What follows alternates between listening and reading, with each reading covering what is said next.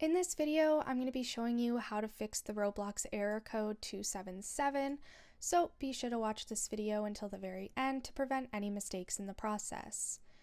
You're going to begin by attempting to fix it with your network.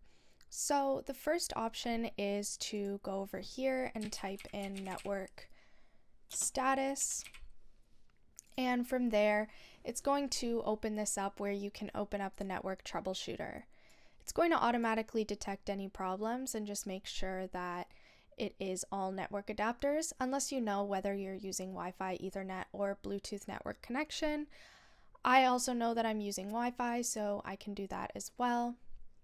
But just for the tutorial's sake, I'll click that. And since it hasn't detected any issues, that's fine. If you have other issues, you can check those as well.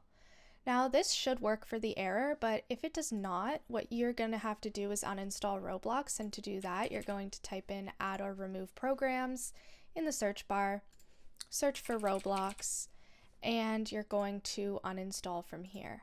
Once it's uninstalled, then you're just going to have to reinstall it either from Google Chrome or from the Microsoft Store. And that's all there is to it. Be sure to leave a like, comment, and subscribe to the channel.